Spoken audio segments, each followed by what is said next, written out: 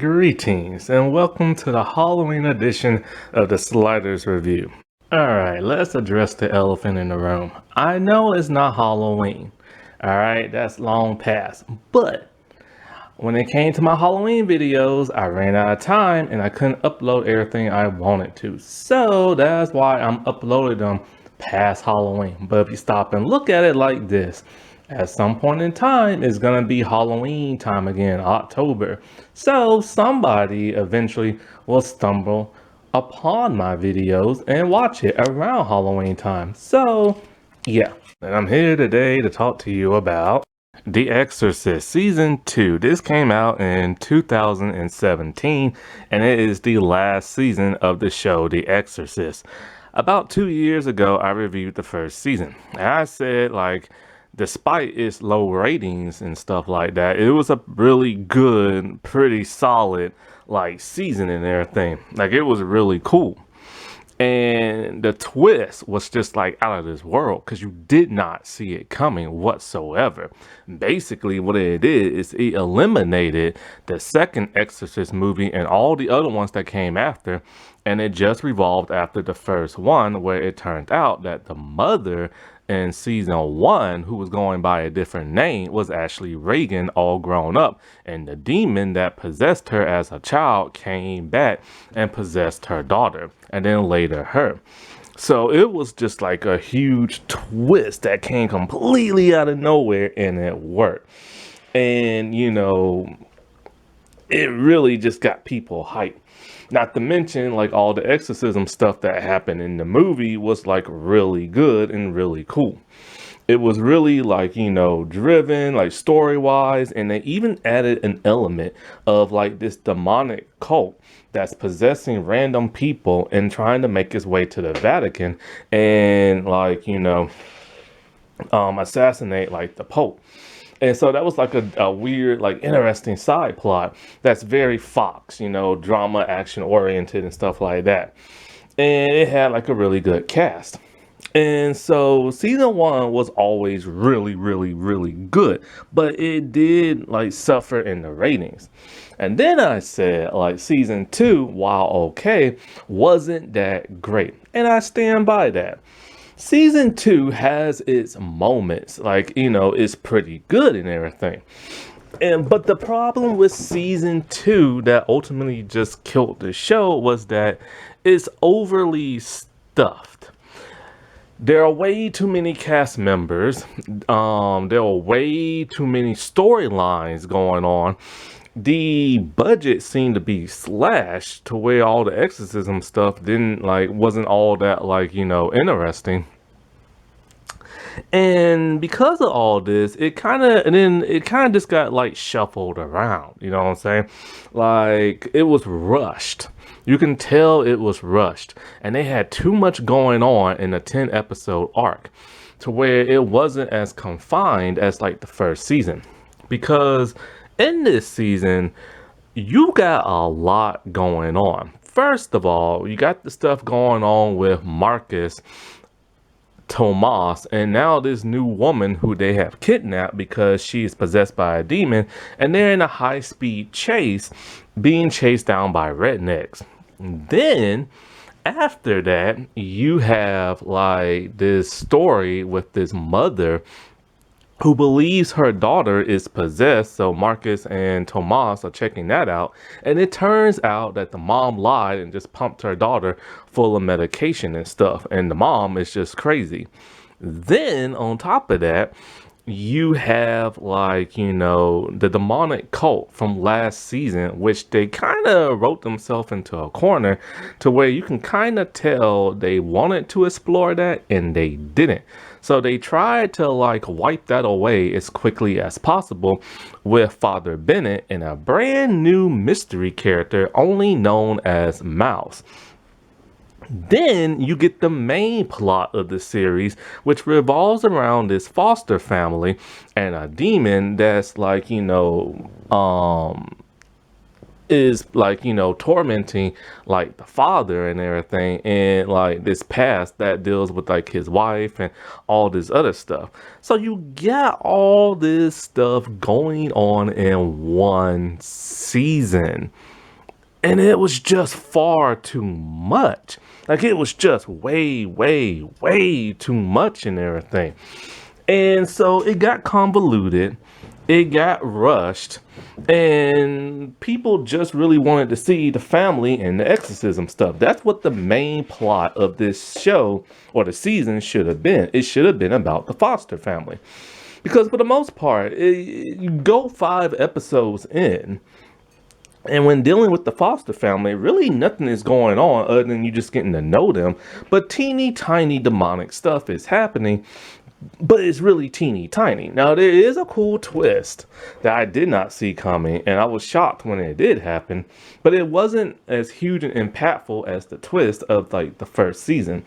Then by the 6th episode, then you get all the demonic exorcism stuff, but it's not as cool as it was and dramatic as like say season 1. There is some good points to it, and it does like get shuffled around to where it's demonic, then it's kind of like murdery, and then it's demonic again. So now, of course, in the beginning, like the first episode, you do get that demonic possession in that woman they kidnap.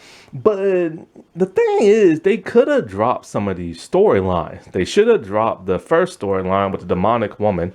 They should have dropped the storyline with the little girl and her mom and just focus on the Foster family. If they wanted to throw in that demonic cult, fine, sprinkle that in, because it is sprinkled in this season, but it's sprinkled in only for about like 2 minutes per episode and stuff. And it kind of leads somewhere, and it really doesn't. And you can tell they was banking on a 3rd season. And then honestly, after they got done with the season with the whole Foster family, then a 3rd season should have focused on that demonic cult. That's what I would have done. Now, one good thing about going into this season is I recognize a lot of the stars.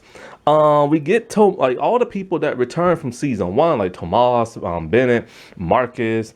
It's cool to see them again.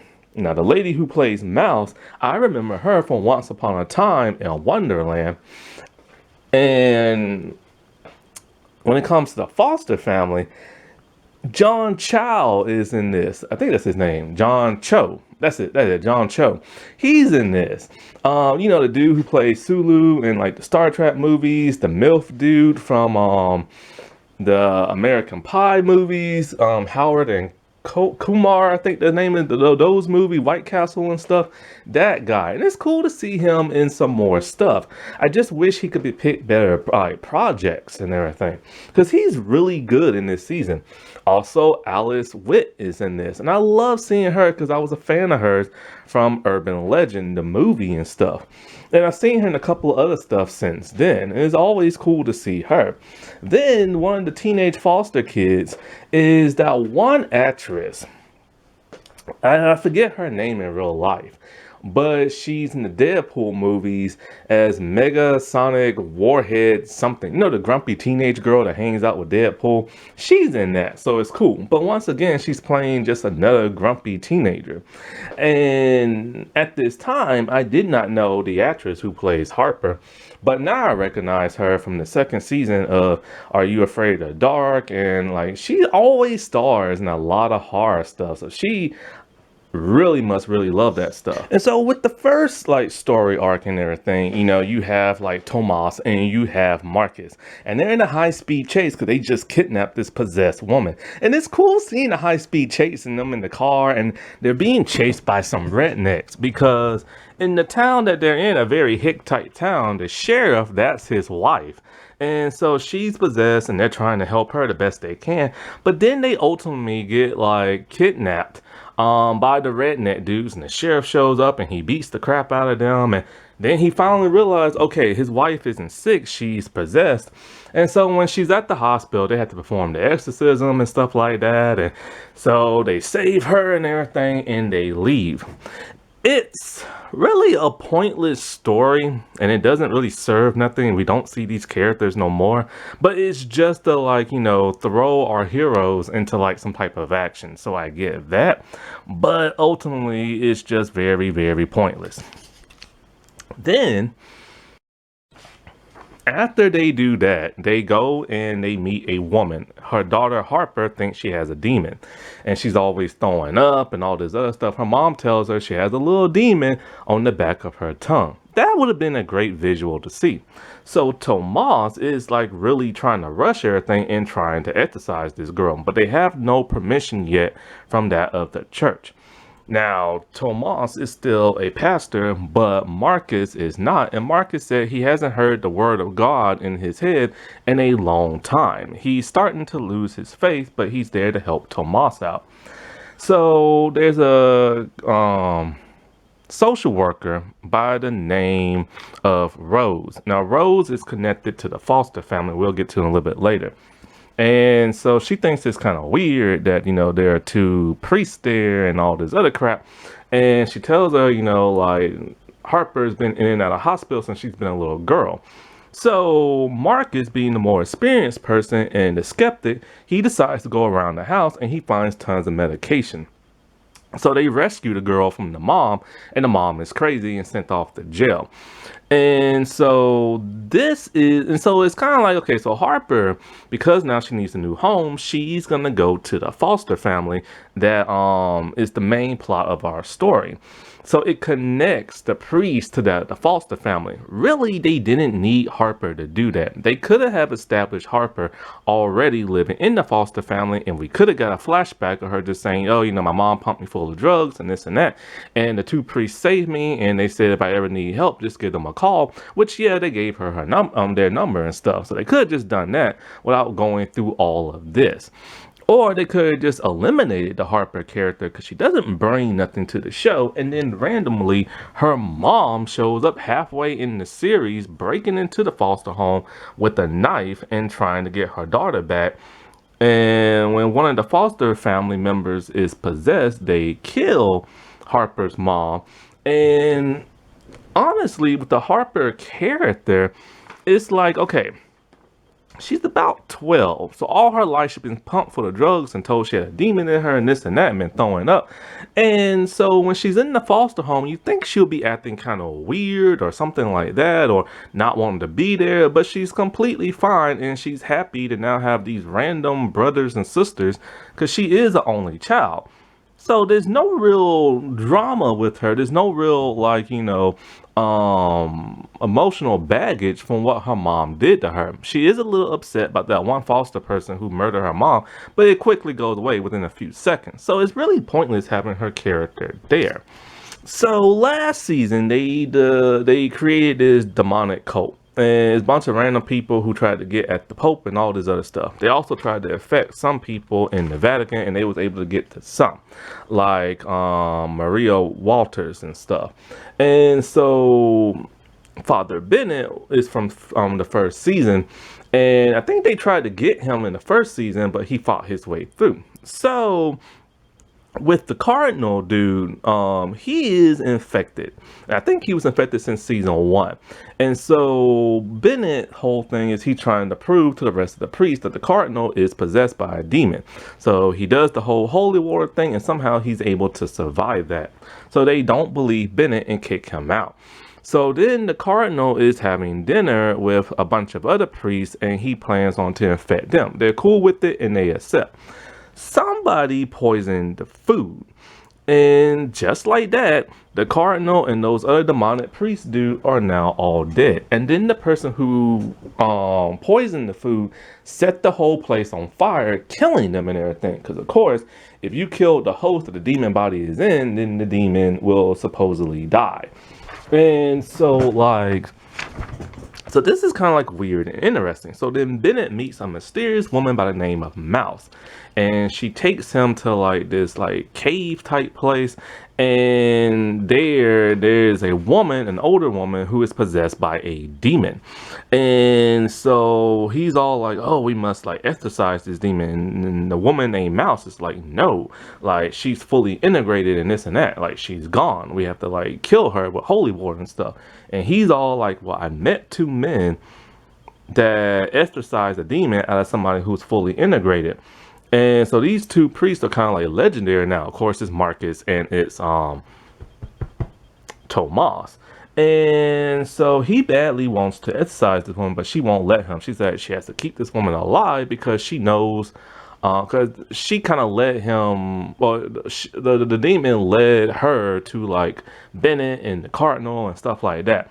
So she just wants more information on who all is possessed and who all has been tampered. So at some point, Bennett had called Marcus and Tomas and told them to get rid of their cell phones because the Vatican has been compromised and everything by this demonic cult. They don't know how many people are possessed, but there's plenty of them. And so we spend the next couple of episodes with those two sleeping in the little cave thing with the possessed lady. But of course, Bennett is a fool who gets a little too close. Anyway, so the woman decides just to kill the lady and this and that. Just pop her one in the head. And so then they are led to Maria Walters. From season 1, the demon picked the wrong body because now Maria is dying of some terminal ill cancer type thing. So they infiltrate her place and they just want information, plain and simple as that. But she refuses to give it, and so they kill her with holy water. And before they do that, she caused like a big explosion, and a piece of glass shrapnel went inside Bennett to where he has to go to the hospital to get treated. So then Mouse leaves Bennett to go find Marcus and Tomas. While in the hospital, two evil priests go there and they have some kind of cauldron thing and they put it underneath his bed, and all these demon vapors came up and it possessed that of Bennett. And so the last scene we see of him is in the last episode where he's chasing after a nurse with what looks like hedge clippers and everything. So he is now possessed. And it was supposed to lead into a third season, but of course we never got that third season. So before I get into the Foster family, first let me just say, in the first season, one thing they did was they gave us a lot of character development with Tomas in the first season. That woman he was with, his sister, his nephew, how he wanted to be like the first Mexican like bishop and everything. And they also gave us a little backstory into Marcus, but not much. We just know he's an eccentric priest who was kind of in like sabbatical and everything. This time it's now flipped and we get more of a backstory of that of Marcus and a little bit of Tomas, but not really. Tomas is just kind of there. Tomas is still very inexperienced and everything, but for some reason everybody seems to think he is the one. And so like, but he's rushing to everything, and you know, he almost exorcised Harper and it could have hurt her because she had no demon. Now with Marcus this season, we learned that he is bisexual and everything. Like, and first we see him in the first couple episodes flirting with this like older man and everything, and then we get a flashback of him back in the hippie like 70 days or something like that, like 1970s or 80s or something like that. He's a younger like priest and he has shaggy long hair. He's asleep at the job. So he was always a different type of priest. And he has a huge flirtation with that of a nun. This nun turns out to be Mouse. And so they've probably done stuff like in the past, but then she gets possessed by a demon. And so he's trying to help her, but can't. 6 months later, she is exorcised, and it's a different priest who did it because he left her and everything. And so that always angered her and stuff. So she knows for a fact that a person possessed who's been fully integrated can come back from it. But she's in this point where she's just like, screw it, I'll just kill every person who's possessed, not even giving them a chance. And so like I said before, he doesn't even hear the voice of God no more. But like, and he's no longer a pastor. He just wears regular clothes now. And so towards the very end of the very last episode, after the exorcism did not go the way he wanted it to, he just completely stopped doing this stuff, and 3 months just been trying to find himself. And then at the very end, he finally hears the voice of God again, and it's whispering Tomas' name to him, so he knows Tomas is in danger. Now on to the Foster family. The foster family consists of that of Andy, who is the father, played by John Chow. And he's a very loving father who lost his wife a couple of years ago when she killed herself in a lake. He doesn't know why she did it, but he's still gonna do the best he can to be a single father. His ex-girlfriend is Rose, and she is the social worker who just wants nothing but for the kids to be safe, and she'll do whatever it takes. Like, she's a hard nose and everything. The kids consist of that of Shelby, who is the black one. He is super religious. He loves to read the Bible, talks the word of God, and he can sense that there's some kind of demonic presence out in the forest, but mostly near the lake where his foster mother Nicole like killed herself. So he goes out there, and it angers that of Andy. So basically, I assume that since he's all about religion and then he meets the priest, maybe he'll help out with the exorcism, but he doesn't. And then you have Caleb, who is blind. Basically, he's just a normal little kid, but then his father was supposed to take him back, only for his father not to want him, and he becomes very resentful. But he's just like, just there in the show. It doesn't really have an arc. Then there is the one known as Truck. He's the big guy, and he's just a goofy, lovable guy who loves to make jokes, but he sleepwalks and everything. Well, when the demon possessed him, it caused him to hurt Verity, grab her by the throat and slam her head up against the wall. They think that he just went nuts in the head, and they put him in a psych ward. And when they do that, he pretty much disappears for the rest of the season, until the end, when he is adopted by Rose, and so are the other kids. Then there is Verity, and she is the only female, well, one of the only females. She's the oldest female, and she's 18, and she's almost gonna be out of the foster system, and she has no idea what she's gonna do. So she's also a very grumpy, moody teenager, but she loves her brother and sisters to death no matter what. But the only person she's really grumpy towards is that of Andy. For some reason, she just has resentment towards him because she thinks nobody will ever love her like a parent. She's also a lesbian, and her original mother, her biological one, put her in conversion therapy where they threw lots of cold water on her and this and that. So she doesn't like Catholic people, religion, or priests. So when the two priests show up, she's very sarcastic and rude towards them. She has aspirations to go to college, but she don't know how she would afford it. And Andy and Nicole got her a book on engineering. And Nicole is the one who wanted her to live there. And so, then there is another girl named Grace. Grace is always clinging on to John. She's this really strange, weird little girl who is afraid to go outside, and she wears this little sheet, like a mask thing, over her head, and it looks really weird and creepy.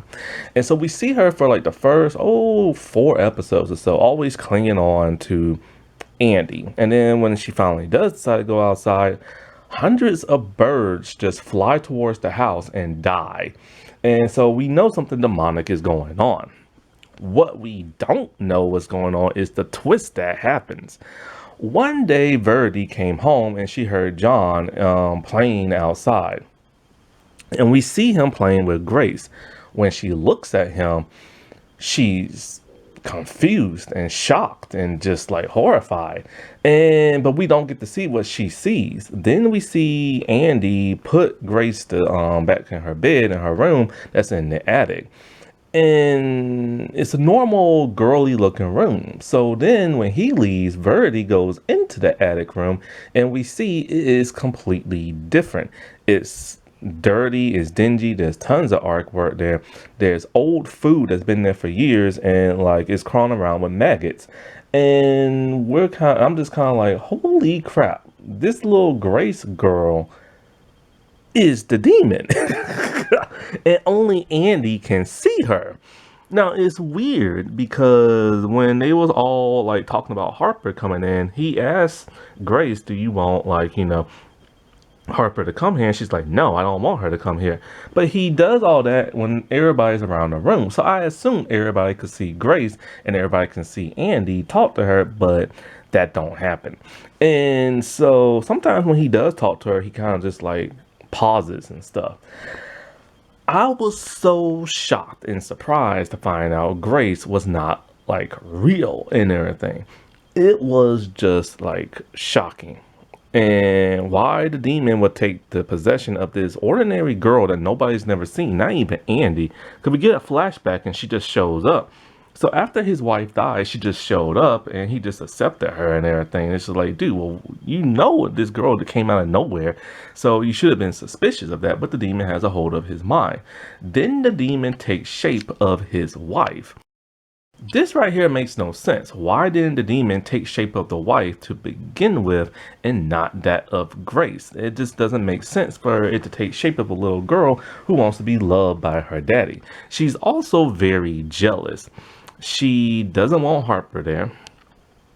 When Verity starts to figure out that something's weird, she tries to kill her through truck. And then when Andy is making out with Rose, and when she's in the form of like, you know, his ex-wife, this is when she causes everything to levitate and stuff like that.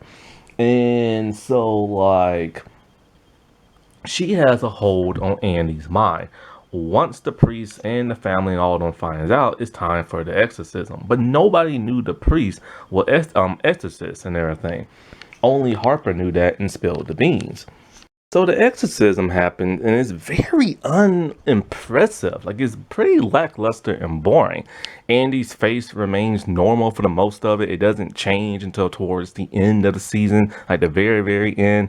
He only uses the demonic voice once. We see no heads turn around. We see no levitations.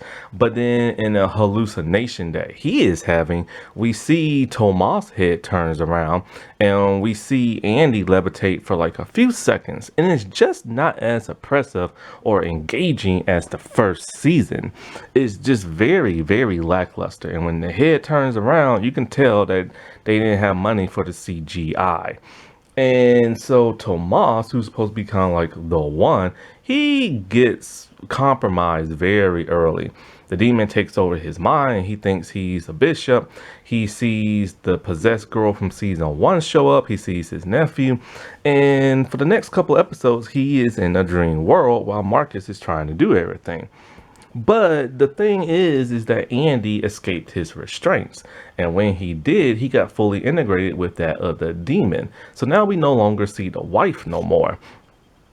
And then it becomes this weird horror slasher type thing where Andy pretty much, see, the kids have already left the island and they head on a plane. He leaves the island, he gets the kids, bring them back. They think, oh, everything's normal now, even though his face looks a little messed up. But only Shelby knows something is weird.